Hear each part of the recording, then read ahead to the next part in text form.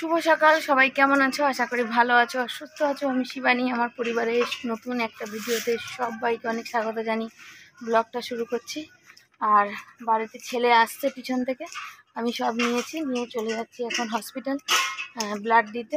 আর ওখানে সব রক্ত রিপোর্টগুলো ওখানে হবে না, খানিকটা বলেছে বাইরে করতে। তা আমি তখন বললাম, দাদা আপনারা সবটা করে দেবেন না, আমার রক্ত দিতে খুব ভয়। তবে হসপিটালের ভিতরে ক্যামেরা করা যাবে না, এটা বাইরে হলে তবু তোমাদের ক্যামেরা করে একটু দেখাতে পারতাম। তো হসপিটালে যাচ্ছি, সেটা তো অবশ্য দেখছি কতটা কি তোমাদের সাথে শেয়ার করা যায়। আশা করি, চেষ্টা করব, আমি আমার পুরো চেষ্টা করি। দেখো, সবটাই ভালো মন্দ সুখ দুঃখ সবটাই চেষ্টা করি তোমাদের কাছে তুলে ধরার জন্যে। কতটা কি পারি নিজে জানি না। আর খালি পেটে থাকতে বলে যে সকাল থেকে খালি পেটে আছি, জল পর্যন্ত খাইনি, জিপ টিপগুলো না পুরো জড়িয়ে যাচ্ছে, একদম শরীরটা দিচ্ছে না, জানো তো, মানে ভালো লাগছে না। এখন যাওয়ার সময় হেঁটে যাই, আসার সময় অটো বা টোটোতে চলে আসবো, দেখি। তো চলো, সাথে থাকো। আমি একা একাই চলে যাচ্ছিলাম, তারপর দেখলাম ছেলে সাইকেল নিয়ে এসে। তোমাদের তো বললাম যে ছেলে আসবে। আমার ছেলে বলছে, মা আজকে আমি সব থেকে বেশি চিন্তা করছি তোমার জন্য।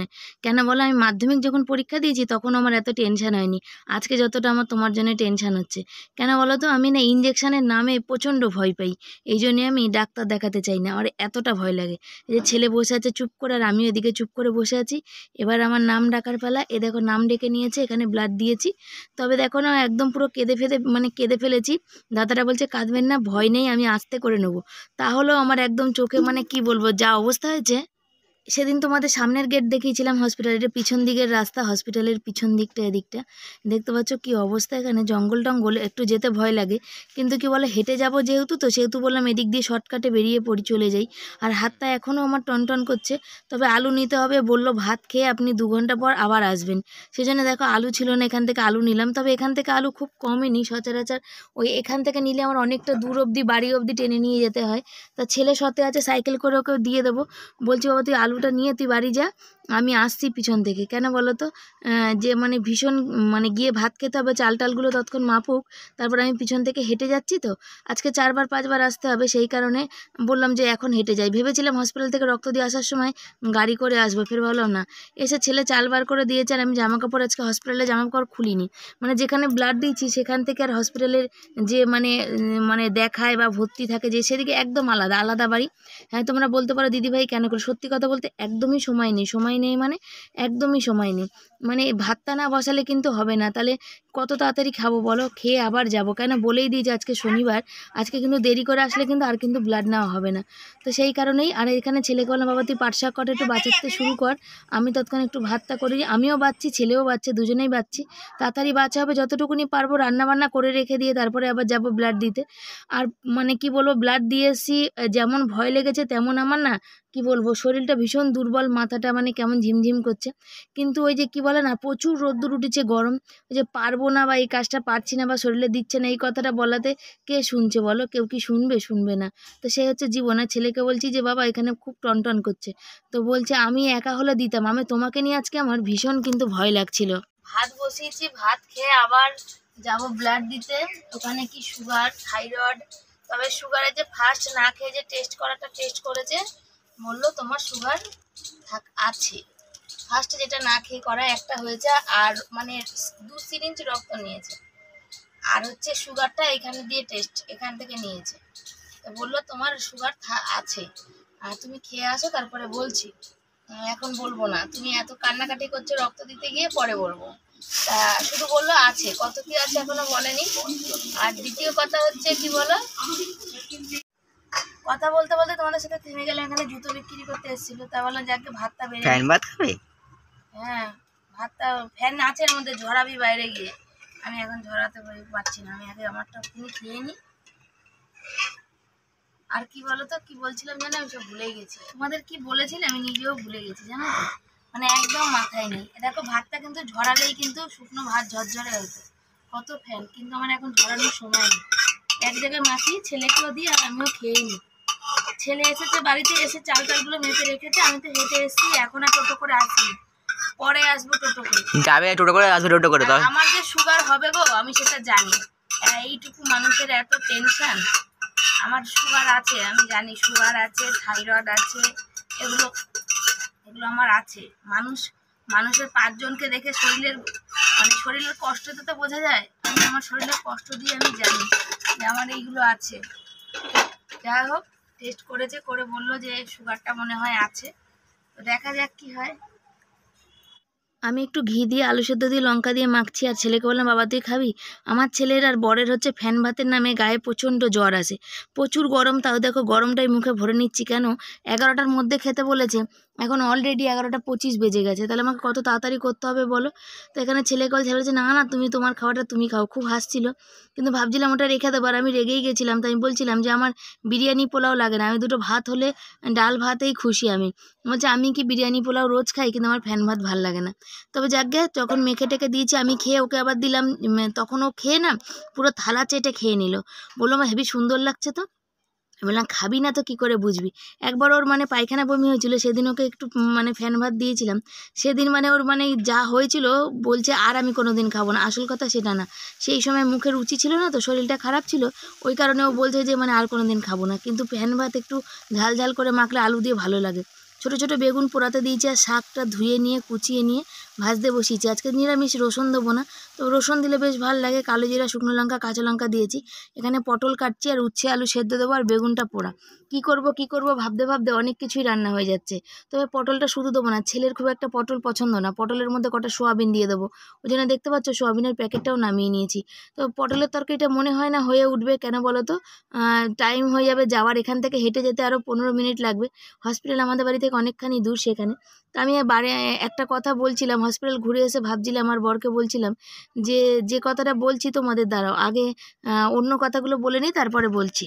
আরও বেরিয়ে যাচ্ছে, এখন আর ছেলে যাবে না, তখন ছেলে গেছিলো। 1টার সময় ব্লাড দিতে হবে, তো এখন 1:45 বাজে, বেরিয়ে যাই।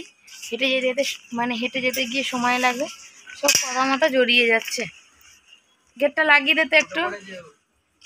আর ডান হাতটা দিয়ে যেখানে ব্লাড নিয়েছে সেই হাতটা খুব ব্যথা, আর করতে পারছি না, তুলে যে ক্যামেরা অন করে ধরবো, ছেলের সাথে রাগাটাগি হয়ে যাচ্ছে। শরীর ভালো না থাকলে তো কিছু ভাল লাগে না, জানো তো, কিছু করতে ইচ্ছে করে না। চলে যাচ্ছি এখন, গিয়ে আগে আবার ব্লাড দিয়ে আবার ফিরে এসে আবার খানিকটা রান্না করে গেলাম। আবার খানিকটা রান্না বাকি, পটল আলু তরকারি বাকি, বেগুন পোড়া, শাক ভাজা এগুলো হয়ে গেছে। বাকি চাল ফাল ধুয়ে রেখে গেলাম, আসবো এসে তারপর বাকি রান্নাগুলো সারবো। এখন যাই, ছাতাটা খাটাই। হ্যাঁ, আর দেখাতে পারছি না, প্রচুর রোদ্দুর। চলো সাথে থেকো তোমরা, শুধু এইটুকুই বলবো, চলো। দেখো হসপিটালের ভিতরেই বসে আছি এখানে, আর এখানে ক্যামেরা করা বারান, তাও একটুখানি নিজে লুকিয়ে লুকিয়ে তুলে নিলাম। আর এখন দাদা বললো কটায় খেয়েছো, বললাম 11টা 25-এ। তো বললো তাহলে এখন বসো তুমি। বললাম আমার হাতে থেকে রক্ত নিয়েছে আর তুলো দিয়ে দিয়েছে, আর আমাকে বললো যে আপনার রক্ত দিতে খুব ভয় না। আমি তো কান্না শুরু করেছি, প্রথমবার একটুখানি কেটেছে কিন্তু বেরোয়নি, তারপরে আবার দিলাম। তো চলো বাড়ির দিকে যাই। আসার পথে ভাবলাম ছেলের জন্য একটু ফল নিয়ে যাই, ও আঙুর খেতে ভীষণ ভালোবাসে, তরমুজও ভালোবাসে, তো একটু আঙুর নিয়ে চলে গেলাম। আঙুর নিলাম, আর এত গরম লাগছে, সিনথেটিক শাড়িটা পরে আরও বেশি গরম লাগছে। তো সুতির শাড়ি নিতেই হবে, সুতির শাড়ি পুরো মুখ ফুক জড়িয়ে পুরো আঠা হয়ে গেছে, সুতির শাড়ি না নিলে হবে না। বরকে ফোন করলাম যে 2টো বাজে, কাজ ছাড়বে তো, আর ছেলের জন্য একটু আঙুর নিয়ে যাচ্ছি। আর আমি হাঁপিয়ে গেছি, টোটো একটাও পেলাম না গো, হাঁটতে হাঁটতে আসলাম। আজকে 4বার হাঁটতে গিয়ে আমার দম একদম বার হয়ে গেছে। তো চলো সাথে থাকো তোমরা, বাড়ির দিকে যাই। এত রোদ্দুরে বাড়ি থেকে এসেছি, ছেলেও গেছিলো স্কুলে, যে পড়া কী একটা কথা স্যারদের জিজ্ঞাসা করবে বলে, আমি এসছি, ও দেখি তার একটু আগে চলে এসছে। তো পটল টমেটো সব কাটা আছে, টমেটো সেদ্ধ দেবো একটু, বেগুন পোড়ার সাথে মাখবো বলে। আর এখানে দেখো বললাম বাবা তাহলে এক কাজ কর, বলছে মনে হয় সুগারটা আছে, তো তুই এক কাজ কর, তুই আলু কটা যে কটা কেটে গেছিলাম একটু ভাপাতে বসিয়ে দে, কেন আলু নাকি ভাপিয়ে জল ফেলে দিলে অত নাকি অসুবিধা হয় না। সেই জন্য আলুটাও ভাপাতে বসিয়ে দিচ্ছে আর কি। আমার ছেলে না এদিকে খুব আছে, আর 5টা বাচ্চার মতন কিন্তু আমার ছেলে না, আমার ছেলে মানে কি বলবো, যে অনেক কিছু কষ্ট দুঃখ বাবা মার কিন্তু বোঝে, আর যে কোনো দিন কোনো কিছুর ওর কিন্তু বায়না নেই যে এটা দিতে হবে। একটু এর মতো বয়সে ছেলেদের পেলেদের কাছে কত পয়সা থাকে, দোকান বাজারে কত কিছু খায়, কিন্তু সত্যি বলতে আমার ছেলের ওইসব কোনো বায়না নেই, কোনো দিন করেনি। তো তাই একটু নুন দিতে বলেছি, তো দেখো কইটুকু নুন দিচ্ছিল, পর থেকে আবার একটু দিয়ে দিল। বললাম বাবা যা গামলার জলগুলো তাহলে একটু বাইরে ফেলে দিয়ে আয়। তারপরে আমি একটুখানি গা গড়া দিয়ে নিই, দিয়ে উঠে আমি তারপরে রান্নাটা বসাচ্ছি। বললো তুমি শোও, তুমি আমাকে নাহলে বলে বলে দাও, আমি রান্নাটা করছি। আমি বললাম তুই পারবি? তুই পারবি না, বলে দিতে যা কষ্ট হবে তার থেকে আমি নিজেই রান্না করে নেবো।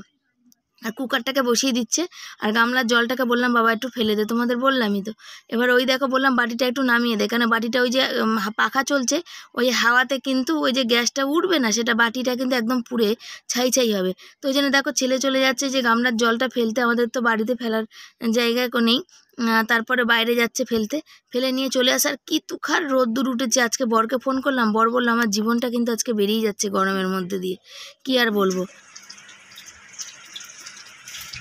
বর রোদ্দুর থেকে এসে আজকে শরীরের অবস্থা টাইট হয়ে গেছে, আজ আমার হাতে ব্যথা, আর হাতও খালি নেই। বর নিজেই নুন চিনি দিয়েছে, গ্লুকন্ডি নেই। এটা দেখি আমও ওই বছরটা দাম হবে, আম এবার আর খাওয়া যাবে না, আমের শরবত করে দেওয়াটাও মুশকিল এবছর।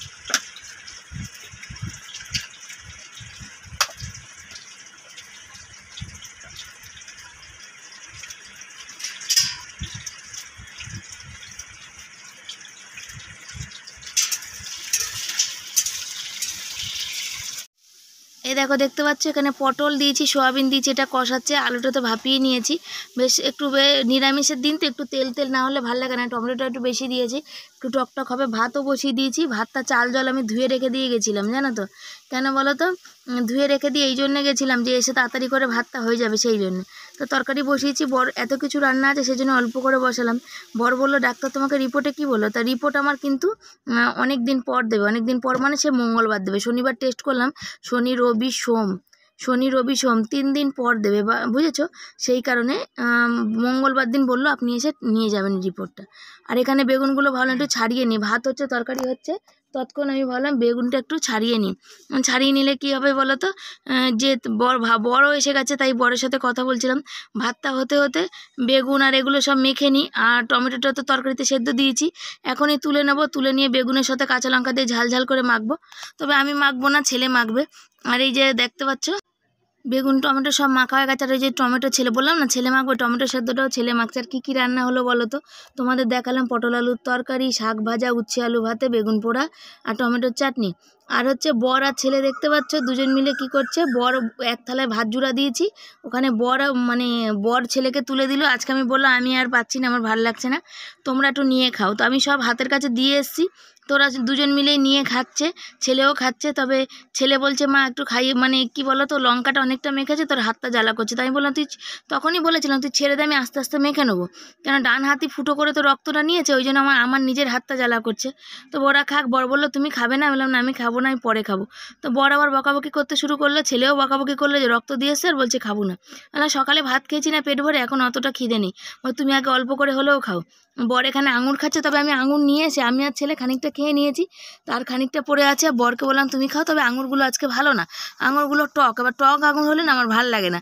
আমার ছেলে তো বিট নুন দিয়ে আঙুর খাচ্ছে, কিন্তু আমার তো ওটা ভাল লাগবে না, সেই জন্য আমি আর মানে খেলাম না, আমার থাক। তো চলো খাওয়া দাওয়া করে আজকে একটু শুয়ে নিই, শুয়ে রেস্ট নিই, আবার কি জানি কারেন্ট চলে যাবে নাকি, কারেন্ট চলে গেলে তো শোয়া একদম ডগে উঠবে। বন্ধুরা চিন্তা, এতক্ষণ আমরা গরমে বাইরে বসেছিলাম, হাওয়া খাচ্ছিলাম, দেখো দুটো বিড়ালের অবস্থা দেখো। আর এই বর যাচ্ছে একটু, আমার কোমরে ব্যথা করছে। ছেলের আজকে পড়া থেকে ছুটি হতে তো অনেকটা দেরি হয়ে গেছে, আমি তো পারি না, হোয়াটসঅ্যাপে নাম্বার ছিল ওই যে স্যার পড়ায় তার, তাই দেখো নাম্বারটা হাতের মধ্যে লিখলাম, এই যে লিখে নিয়ে তারপরে ফোন করলাম, করে দিয়ে যে বর এখন যাচ্ছে, কোথায় যাচ্ছে, দোকান যাচ্ছে একটু, আটা আজকে নিরামিষের দেখা হচ্ছে, নিরামিষের আটা নেই, সেই কারণে একটু আটা আনতে যাচ্ছে। আর ছেলে সবে পড়ে ঢুকলো, দেখো একদম শটশট হয়ে শুয়েছে, বকাবকি করা হয় সেই জন্য ওর ঠান্ডা খেতে ইচ্ছে করছে, ঠান্ডার বোতল, আমি বললাম এটা নিয়ে আয়, তো বলছে না খাবো না, খেলেই আবার তুমি আবার বলবে যে ওই সারাদিন শুধু শুচ্ছে আর খাচ্ছে। আর ভালো কথা, খাবি না পয়সা বেঁচে যাবে। আরে বর পয়সা নিয়েছো, আমি এখন বাসন কোসন মাজবো, আর আমার এত আজকে রক্ত দিচ্ছি তো শরীরটা এত খারাপ লাগছে। আর ইসে কি বলে 2-3 বার রক্ত দিতে হয়েছে। সকালে একবার দিয়েছি, তারপরে বেলায় তো হাত ফুটো করে দিয়েছি একটার সময়, তারপরে মাঝখানে আর একবার দিয়েছি সিরিঞ্জ দিয়ে সেইভাবে। আর হচ্ছে বাসন ফাসন মাজা হয়নি, ঘর ফর মোছা হয়নি, কিছু খাওয়া হয়নি, শুধু চা খেয়েছি। আর বাপের বাড়ি যাইনি, শরীরটা আমার বেজায় খারাপ লাগছে। রক্ত দিয়েছে, রক্ত দিয়ে আমি না রক্ত দেওয়ার দাদাটা আমি মানে ভয়ে মানে আমি কেঁদে ফেলেছি। বলছে পরে যখন আবার রক্ত দিতে গেছি তখন বলছে তো আপনার কি লাগলো, দেখো এখানে দিয়েছে এই জায়গাটা হাতে, বলছে আপনার কি লেগেছে বলুন। আমি কত সুন্দর করে আস্তে করে নিয়েছি। আপনি ভীষণ মনের ভয়, আপনি ভীষণ ভয় পান না রক্ত দিতে গেলে? আমি শুধু রক্ত দিতে না, আমি ইঞ্জেকশনেও প্রচুর ভয় পাই, যার জন্য আমি ডাক্তার দেখাই না। এই টেস্ট করতে দেবে, ইঞ্জেকশন দিতে দেবে, সেই কারণে, এই কারণগুলোর জন্য আমি ডাক্তার দেখাই না জানো। যখন ভ্যাকসিন হলো আমি এখানে লাইন দিয়েছি, আমি শক্ত হয়ে খিচেছিলাম। যে আশা দিদিরা ছিল সে আমার চেনা, মানে আমাকে খুব ভালোবাসে, পিঠ পিঠে হাত বুলাচ্ছে, শিবানী নরম হয়, শিবানী নরম হয়, শিবানী নরম হয়। রক্ত ফক্ত বেরিয়ে গেছিলো ভ্যাকসিন নিতে গিয়ে। তো ওই হচ্ছে ব্যাপার, আমি এই কারণগুলোর জন্য আমি না ডাক্তার দেখাই না জানো। তাও ভয়ে ভয়ে গিয়ে আজকে সব ব্লাড টেস্ট করে আসলাম। আমার ছেলে বলছিল আমি মাধ্যমিক পরীক্ষা দিয়েছি, আমার এত ভয় লাগেনি যত না তোমাকে নিয়ে আজকে ভয় লাগছে। আমার ছেলে কিন্তু একা একা বসে রক্ত দিয়ে দেয়, তোমাদের দেখিয়েছি না, কিন্তু আমার ভীষণ ভয় করে। আমি কি জানি কেন, আমি আমার অন্যদিকে আমি সাহস হলেও না আমার এই দিকটা ভীষণ ভয়।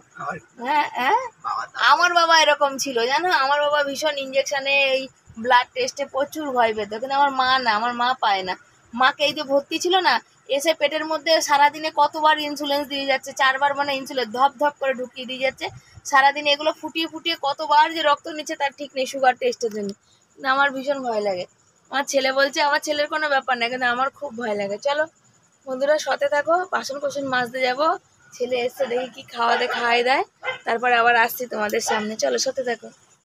এ দেখো ঘর ঝাড় দিচ্ছি, ঘর ঝাড় দিয়ে বাসনগুলো বাইরে ভিজিয়ে এসেছি। আটা বর বললো আমি আটা মেখে দেবো, তোমাকে আটা মাখতে হবে না।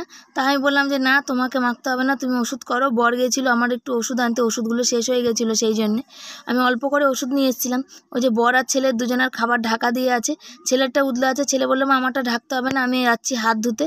হাত ধুয়ে এসে এখনই আমি খাবার, ও দেখো হেডফোন গোছাচ্ছে, ওর খিদে পেয়ে গেছে, ও তাড়াতাড়ি করে খাবে। যে পড়তে গেছিলো না, রুটি করে নিয়েছি ছেলের আর বরের, ওখানে সোয়াবিন আলুর তরকারি আর বেগুন পোড়া দিয়েছি, আর আছে কলা, ওই দিয়ে ওরা রুটি খাবে। আর ছেলেকে বললাম হাত ধুতে যা, দেখো হেডফোন গোছাচ্ছে এখন।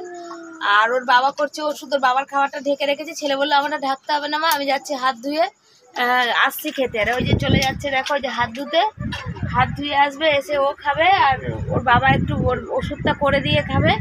আর আমি গরমে হাঁপিয়ে পড়েছি, আমার ভাল লাগে না, হাতে ব্যথা। বড় বললো আটা মেখে দেবো, না বড়েরও শরীরটা ভালো না, এত গরম রোদ্দুরে কাজ করছে, তো রোদ্দুরের মধ্যে ওরও শরীরটা ভালো না, আমি মেখে নেবো। তো আমি আস্তে আস্তে করে মাখলাম, কিন্তু এই আঙুলটা ফুলে আছে ব্যথা।